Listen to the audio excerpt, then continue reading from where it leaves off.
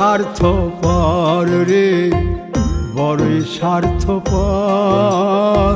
বুকের মাঝে জায়গা দিলে যতন কইরা ভাঙ্গে রে অন্তর। মানুষ বড়ই স্বার্থপর রে, বড়ই স্বার্থপর। বুকের মাঝে জায়গা দিলে যতন কইরা ভাঙ্গে রে অন্তর। অচিনা এক জংলা পাখি যতন কইরা বুকে রাখছি, বুকের পাজর ভাঙ্গা সে যে সাজায় অন্যের ঘর রে, সাজায়